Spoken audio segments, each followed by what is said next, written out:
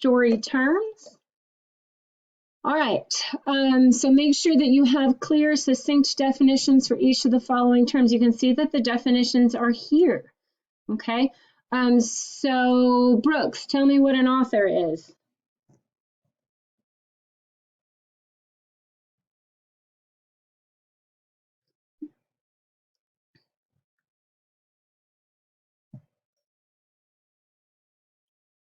You are muted, sir.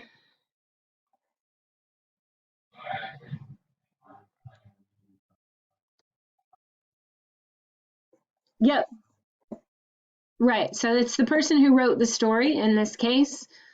Francisco, tell me what the narrator is.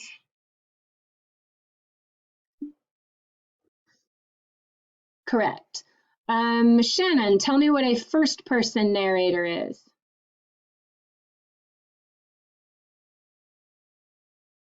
Okay, so it's a narrator who's in the story, who's a character in the story, and who's talking and narrating using I. I saw this, I went here, I went there.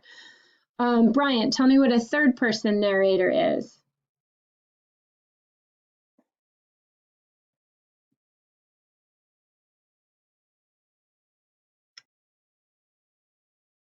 Okay, well, if a first-person narrator is someone who speaks in the first person, what do you think a third-person narrator is? Let's get the logic going.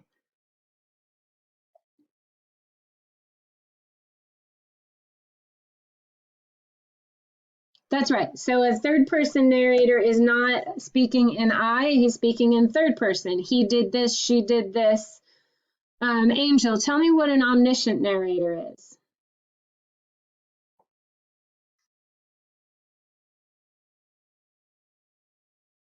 Okay, so what does omniscient mean? What do you think? Yes, all-knowing. Very good. Okay, so who knows everything? Then Kayla, what is a limited narrator?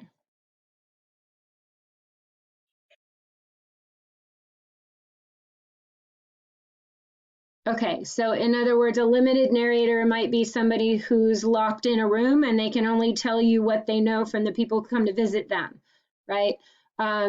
Or a limited narrator is which is more likely to be a limited narrator, a first-person narrator or a third-person narrator?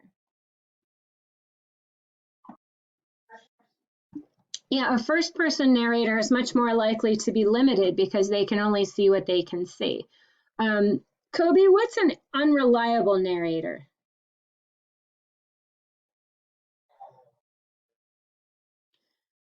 Right, due to bias, limitations, lies, and diminished capacity. What is diminished capacity? What does that mean?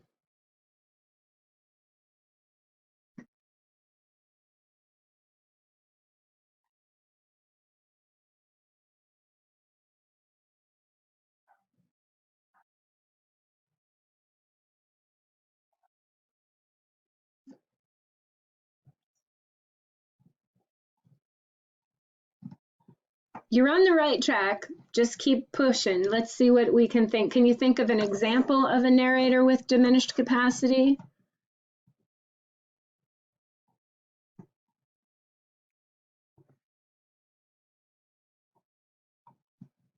If something's narrated by a really little kid, that's somebody with diminished capacity, right? Not because they're dumb, but because they're really little and they might not have the life experiences to understand what's happening to them. Somebody who is suffering severe mental illness might have a diminished capacity to understand what's going on. Someone who has cognitive delays might not be able to fully understand what's going on. Somebody who has lost consciousness and regained it and is completely confused and disoriented and doesn't know where they are has diminished capacity, right? So there's a lot of different reasons one might have diminished capacity. Tia, what's the plot?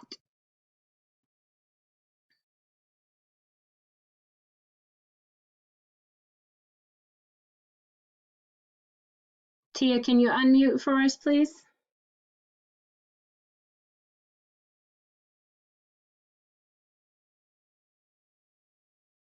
Okay, so the plot is the beginning, middle, and end of a story of what happens.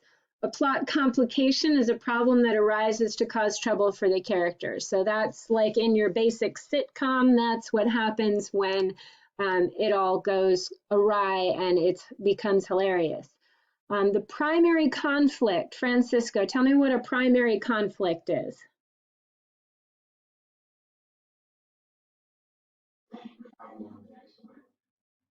Great. And Brooks, can you tell me what the climax of a plot is? Right. It's the part where if it's a to be continued episode on TV, it's the part where you're like, no, you can't make me wait till next week for this. Right. So that's the climax. It's the point where you're thinking, oh no, they're all gonna die. Right. They're not always that dramatic though, but there is always a climax. Denouement. Everybody say that with me. Unmute. Unmute. Make your French lips like this. Put your lips denouement. Denouement. You gotta make your lips go like this. This is why the French, they're always the kissing the people. So you make your kissy face and you go denouement. Say it again. Denouement. Okay. Denouement. And denouement is the resolution of the crisis after the crisis. That's where everything wraps up and gets tied in a neat little bow. And Jayla, what is historical context?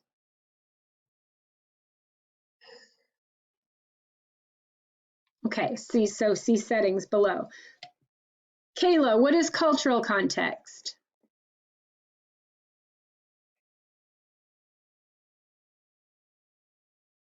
Right. It's really important to understand the cultural context. We talked about the poems in person when we were talking about the poems, but imagine, and this was funny because I recorded sessions talking about it with my online students, but I could tell which students had skipped the videos because they didn't realize that Brass Spittoons was written a long time ago or by an African American, and they were just straight up offended by the language, which makes sense. It's offensive language.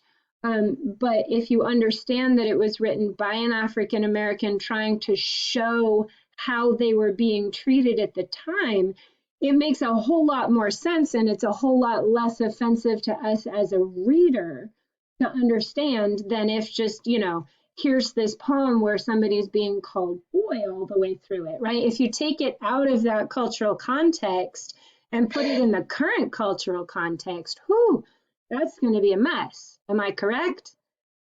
We still had somebody walking around calling their employee boy. Wow, that's really, really problematic, right? So understanding a cultural context is really important. Now, that doesn't make it good that it was happening in the 19-teens and 1920s. We can't just look back and go, well, that's the way things were, so it was fine, right? We look back and we go, okay, this is the way things were. There were problems. What can we learn from the problems, right? But we really, really need to understand the cultural context of what we're reading. What is biographical context? Tia, can you unmute?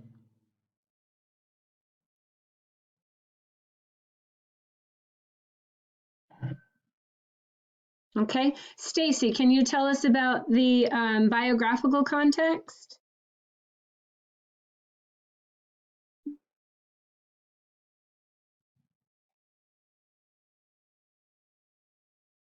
Okay. Checking everybody is supposed to be here. Shannon, can you tell us about the biographical context?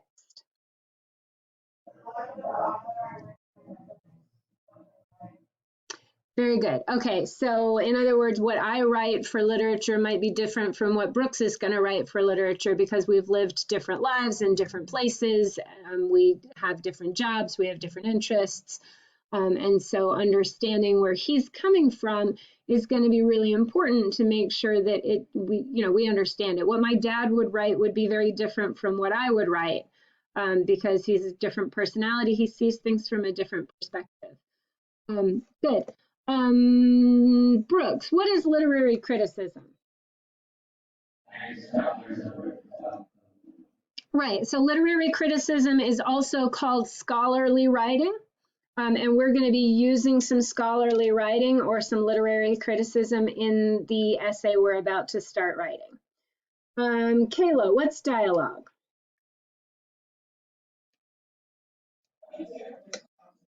Okay, so like we're having a dialogue right now. Fantastic. Kobe, what is dialect?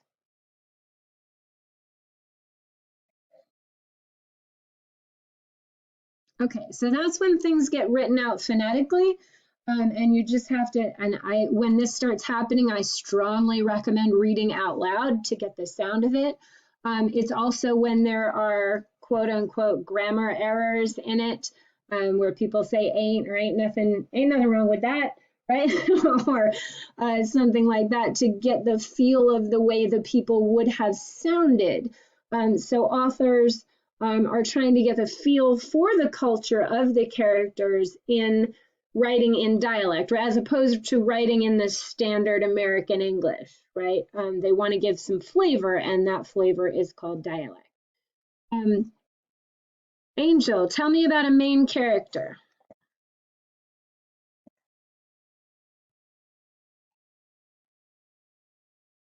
That's right. That's the person. So if we were doing the Oscar awards, this would be the main character award. This would be, you know, the leading role, right? So Francisco, what's a minor character?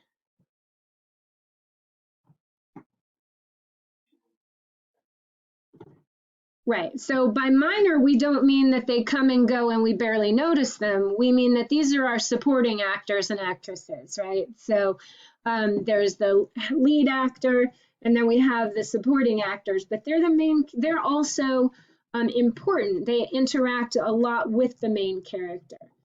Let's see, Brian, do you have, no, you aren't going to know that. I'm going to skip you on that one because you can't see what we're looking at right now. 1 second. Brooks, can you tell me what a tertiary character is?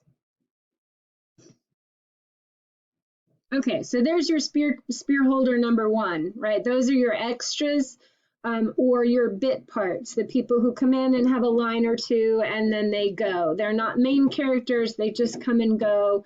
They're tertiary characters, third run characters, right? And let's see, Shannon, can you tell me what a narrating character is?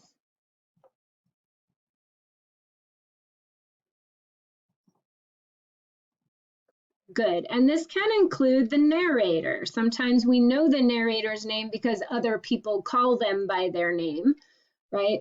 And so that can be a narrating, the narrator or a narrating character. But when that character is active in the text and doing things and interacting, that's a narrating character. Francisco, tell me about the setting. What is a setting?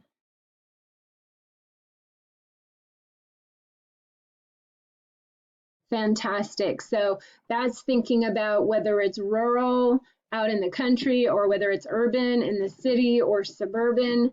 We're thinking about when it's happening. Is this happening mid-century, before the civil rights movement, during the civil rights movement?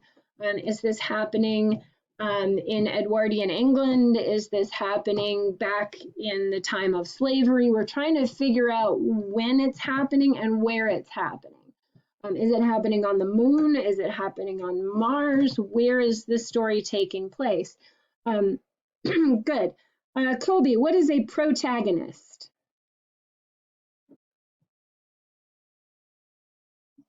Right, the good guy, the character is rooting for, everybody's wanting them to succeed. That is the protagonist. Now, Brian, hearing the word protagonist being the one the reader roots for, who is the antagonist?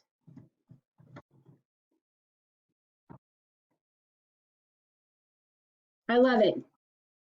That's right. It's the character that works against the best interests of the protagonist. And we often think of them as a bad guy, but they're not always just inherently bad, but they're definitely getting in the way of what the protagonist wants to do. Right? So they're the one creating the problems for the protagonist. All right, guys. So we have a quiz on these terms coming up. I'm going to point you in the direction of that. Short story terms is something I'm going to have us do during the break today. So you're going to study that. You can print it out if you want to. You're going to study those short story terms, and then you have that short story terms quiz. Now, we are going to go up here, and we are going to start, and I'm going to open both of these. Okay, remember these are PDF links.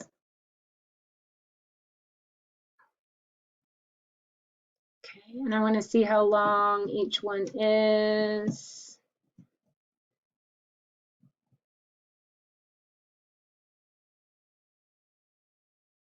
Not super long, but a little bit longer than what I want to do. Okay.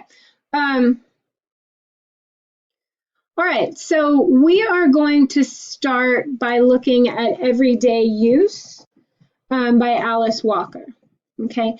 Alice Walker is, does anybody know anything about Alice Walker? Have we heard about Alice Walker? Surely some of you have heard of Alice Walker. Who has heard of Alice Walker? All right, Kayla, talk to me. What you don't have to know everything, but tell me just what you know. What do you know about Alice Walker? You got to unmute to tell me, though. She does write poetry. She writes both poetry and prose. Can you think of anything famous that she wrote? They turned it into a movie and everything. Brilliant movie. Does anybody know the novel that she wrote that they turned into a movie? She wrote the novel The Color Purple. Has anybody seen that movie or read that novel? it's a pretty big one, right? Okay, so she is an African American author. She's current, she's contemporary, she's still alive and writing today. I got to meet her once. She signed a book of hers for me. I was very excited by that. That was in New York City.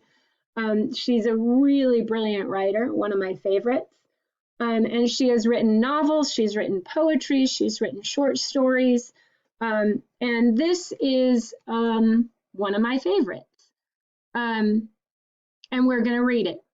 Okay, so Kayla, start. Can you see what's in front of you here? I'm going to make it a little bit bigger. Can you see it?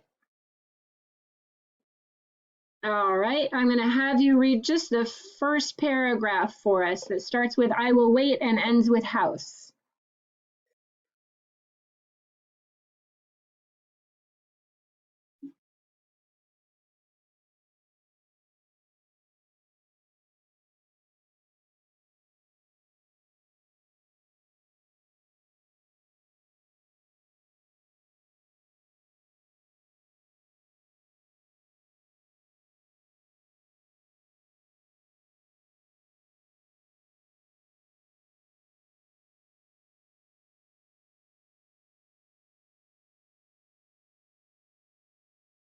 Oh, beautiful. Thank you. Maggie will be nervous until after her sister goes. She will stand hopelessly in corners, homely and ashamed of the burn scars down her arms and legs, eyeing her sister with a mixture of envy and awe. She thinks her sister has held life always in the palm of one hand, and that no is a word the world never learned to say to her. All right, Shannon, read the next paragraph starting with you've no doubt seen those TV shows.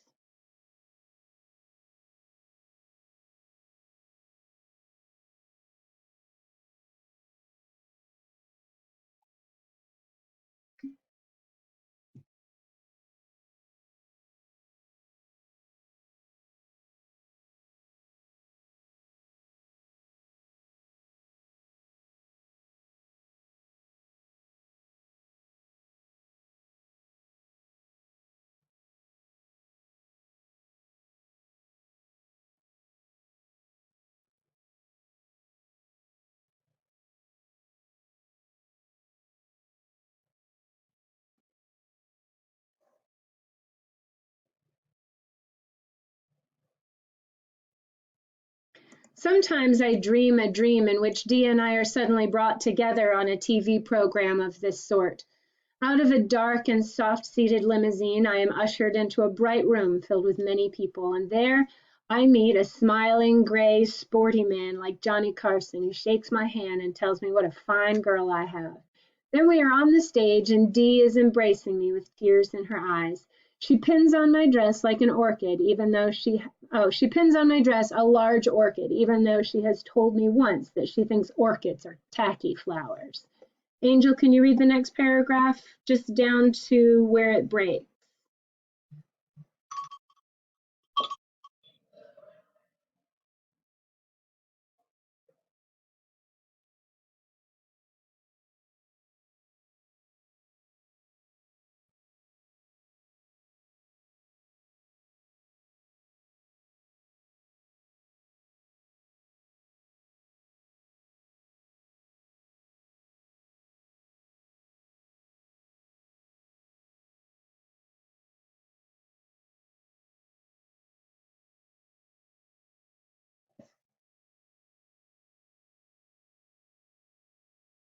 Between the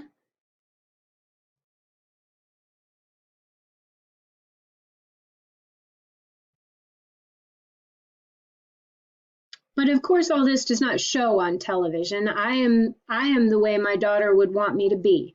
100 pounds lighter, my skin like an uncooked barley pancake, my hair glistens in the hot bright lights. Johnny Carson has much to do to keep up with my quick and witty tongue. But that is a mistake. I know even before I wake up. Whoever knew a Johnson with a quick tongue? Who can even imagine me looking a strange white man in the eye? It seems to me I have talked to them always with one foot raised in flight, with my head turned in whichever way is farthest from them. Dee, though, she would always look anyone in the eye. Hesitation was no part of her nature. Okay, so let's talk about the characters we've seen so far. Jayla, who do we have so far?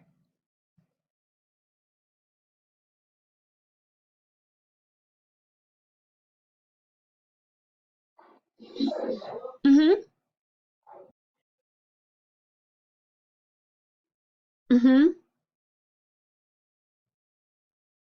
We have a mother and two daughters. What are the two daughters' names? Mm-hmm. They're both on the page in front of you. D. Good. Okay, so we have Maggie and D. What is each character like? What is the mama like?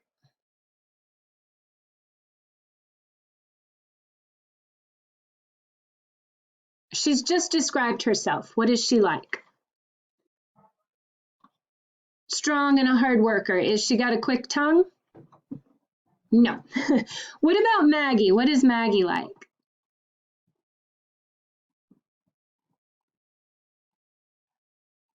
Okay, she has burn scars and she's a little frail. Yeah, what about D? Says it right on the screen in front of you. Yeah, she would look anyone in the eye. She's not scared. She's not hesitant. Good. How do I look, Mama? Maggie says, showing just enough of her thin body enveloped in the pink skirt and red blouse for me to know she's there, almost hidden by the door.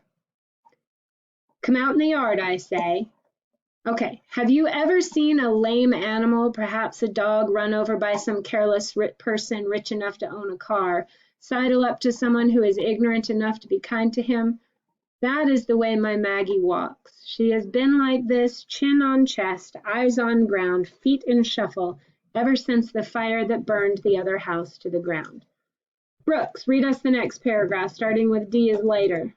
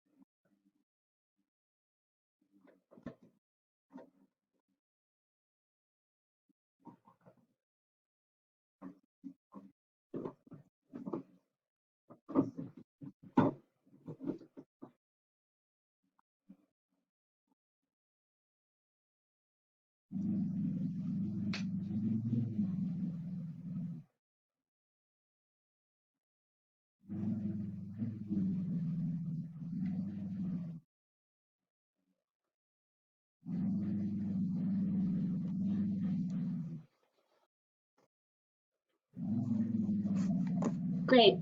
Let's see who's reading next. Kobe, starting with I Used to Think.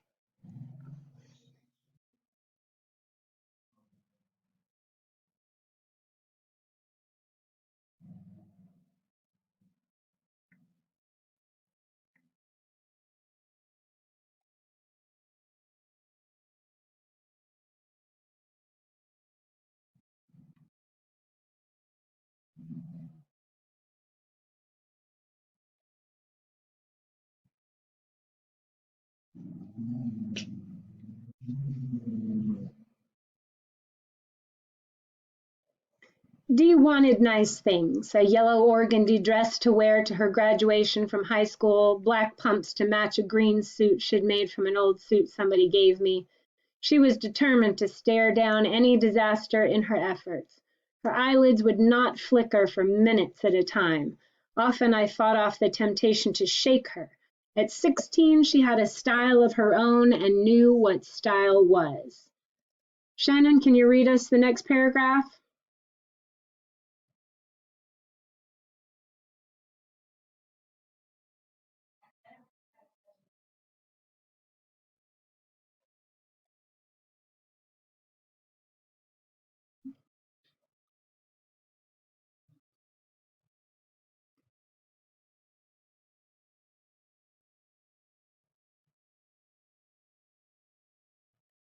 Jayla, you want to pick up there? Can you read us this paragraph?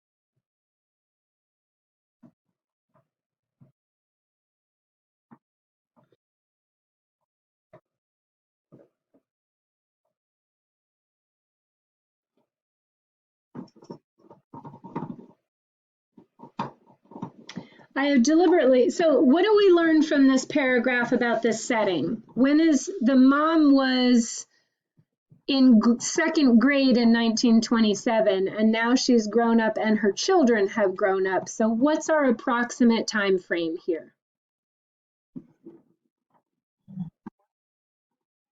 Probably the 50s. Yep.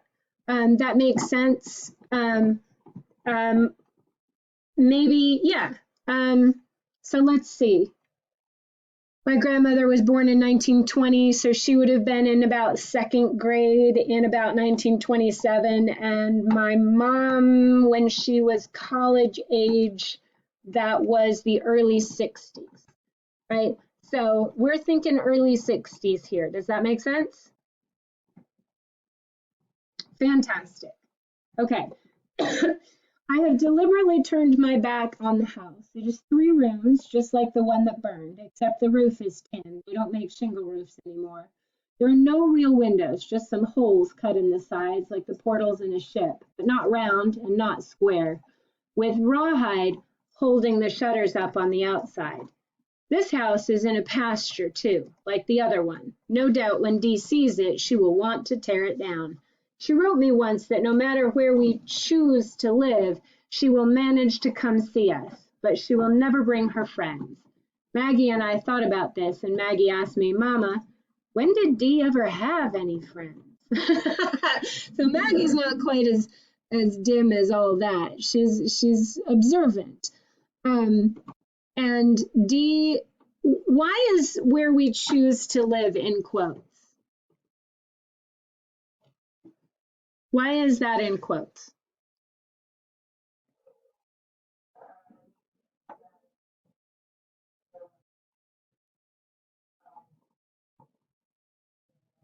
Yeah.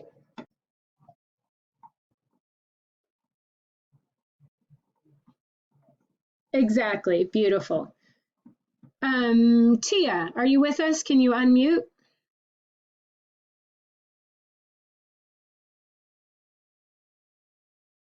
Tia, are you okay? Can you read us the next paragraph? The word that's bold and underlined is furtive.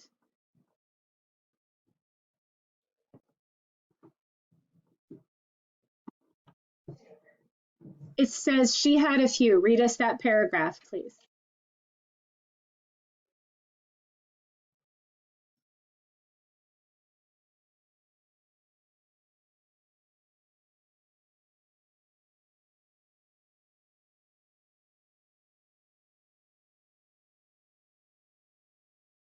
Scalding, the scalding humor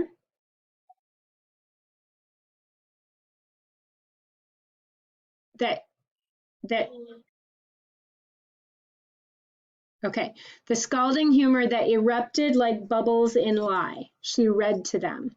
When she was courting Jimmy T, she didn't have much time to pay to us, but turned all her fault-finding power on him. He flew to marry a cheap city girl from a family of ignorant, flashy people. She hardly had time to recompose herself. Okay? When here she comes, I will meet, but here they are. Maggie attempts to make a dash for the house in her shuffling way, but I stay her with my hand. Come back here, I say, and she stops and tries to dig a well in the sand with her toe. It is hard to see them clearly through the strong sun, but even the first glimpse of leg out of the car tells me it is Dee. Her feet were always neat looking, as if God himself had shaped them with a certain style. From the other side of the car comes a short, stocky man. His hair is all over his head, a foot long, and hanging from his chin like a kinky mule tail. I hear Maggie suck in her breath. Ugh, is what it sounds like when you see the wriggling end of a snake just in front of your foot on the road. Ugh. All right. D next. A dress down to the ground in this hot weather. A dress so loud it hurts my eyes.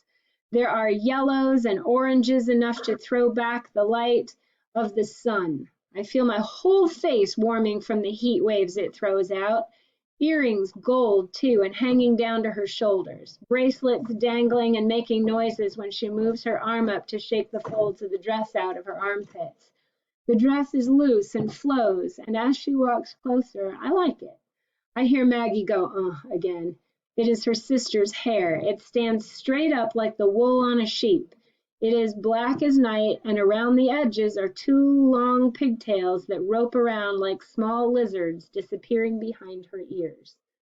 All right, so what does this tell us about Dee and the setting and the cultural context? What are we learning here?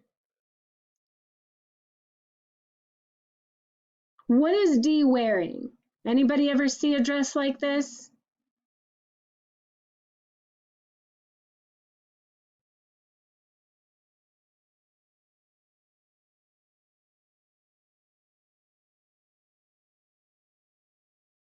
What is she wearing? Jayla, what? She's in a dress, right? Have you ever seen someone wearing a very brightly colored dress like this with oranges and yellows that's all down to the ground? Really? No? Okay, y'all have not seen. Let me you have. Who?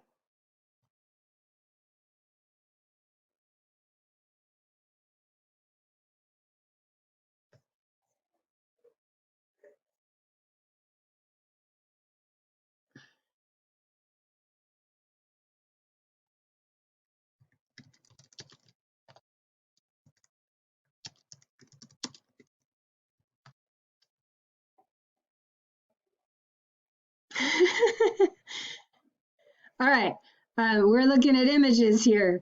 Um, we are looking at these bright dresses. Yeah, is that okay? Well, we're having trouble finding that site, huh? That's all right. We'll go back to our image search.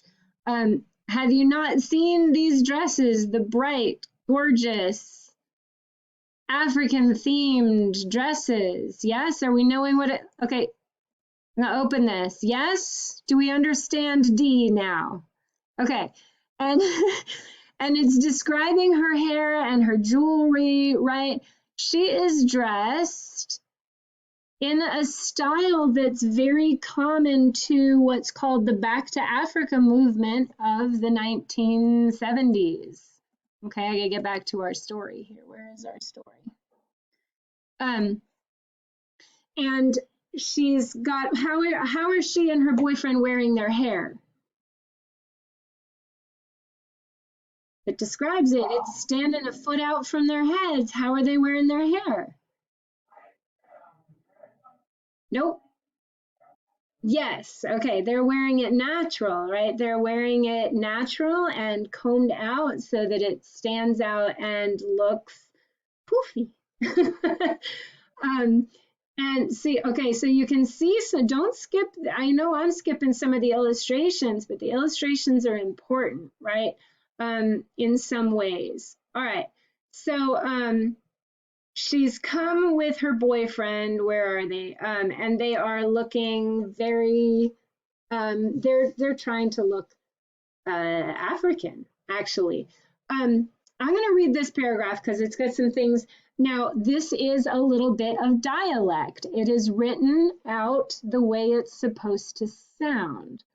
Wasuzo Tino, she says, coming on in that gliding way the dress makes her move. The short, stocky fellow with the hair to his navel is all grinning, and he follows up with Assalamu alaikum, my mother and sister. What does that tell us about the cultural context? What is Assalamu alaikum?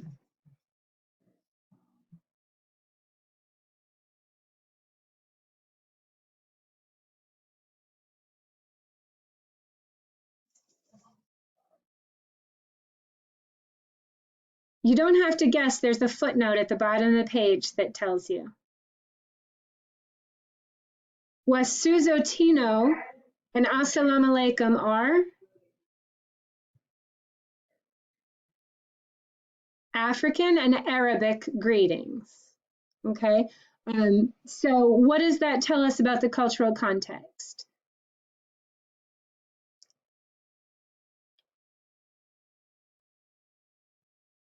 What does it tell us about Dee and what she's interested in?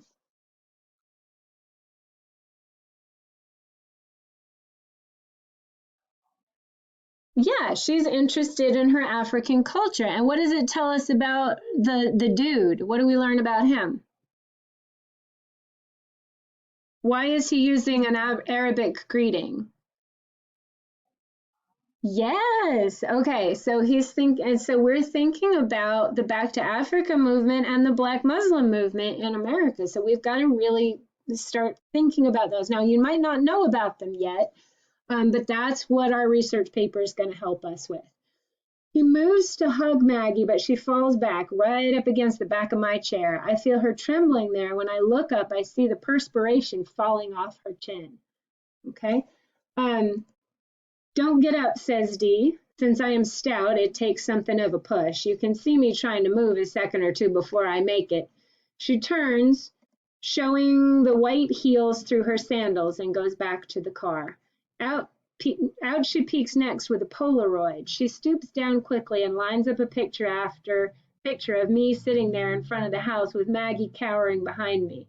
She never takes the shot without making sure the house is included. When a cow comes nibbling around the edge of the yard, she snaps it and me and Maggie and the house. And then she puts the Polaroid in the back seat of the car and comes up and kisses me on the forehead. Why do you think she's taking these pictures? Francisco, what do you think she's taking these pictures for?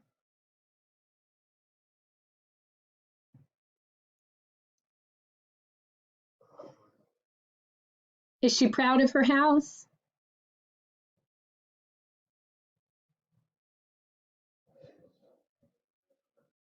I don't think so. It reminds me of when my sister came to visit one time, and we were in Homewood sitting in an outdoor cafe that was really kind of shishi and nice, but what she took a picture of was something that looked real hick-like and Alabama-ish on the other side of the street.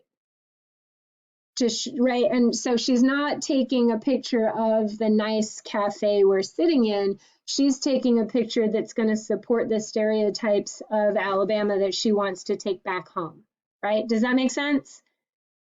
Right. So kind of a little suspect here. I love it that she calls him Assalamu alaikum. Meanwhile, Assalamu alaikum is going through the motions with Maggie's hand. Maggie's hand is limp as a fish and probably is cold despite the sweat, but she keeps trying to pull it back. It looks like Assalamu alaikum wants to shake hands, but wants to do it fancy. Or maybe he don't know how people shake hands. Anyway, he soon gives up on Maggie. What's happening there? What's he trying? He says he's trying to do it fancy. What is happening here? This still happens. What is happening here?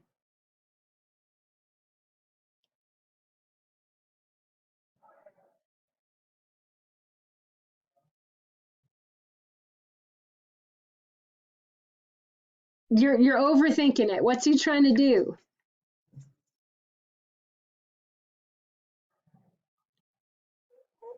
Right, he's trying to do a fancy handshake with multiple steps in it and stuff that people do when they see each other, right? Like, we're going to do this, and then we're going to do this, and then we're going to do all this, right? And when you don't know how to do it, it's really awkward. It's like a dance if you don't know how to mirror the other person's steps. And if you're not used to that kind of dance, you wouldn't know how to do it, right? So it's kind of hilarious here. Well, I say D. No, Mama, she says, not D. Wanjero Liwanika Kimanjo. Wanjero Liwanika Kimanjo. What does this tell us about D?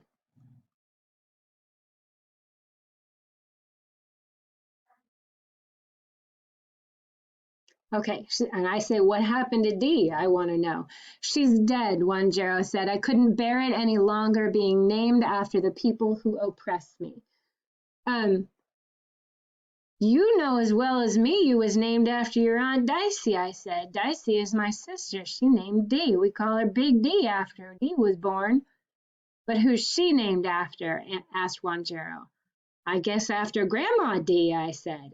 And who is she named for? Asked Wanjero.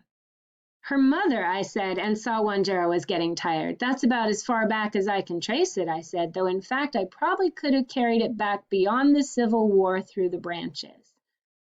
Well, said Assalamu alaikum, there you are. I heard Maggie say. There I was not, I said, before Dicey cropped up in our family, so why should I try to trace it back that far? All right, so what's going on with this renaming? Can anybody think of somebody really famous who at the same time in history decided not to take their quote-unquote slave name and to rename themselves something either Arabic or African? Thank you very much. What was his name before he changed it to Muhammad Ali? He was Cassius Clay. Malcolm X also was not Malcolm X, right? X is not really a full last name. So this was not an unusual thing to be happening. People were saying, I was named by a slave owner. Sometimes they were even given the slave owner's last names. And they said, I'm not going to have this name anymore. I'm going to reach back to, I'm going to go find a name that's true to my African roots, and I'm going to use that name. Okay. All right. I'm going to have us stop here, and you are going to read the rest of this story.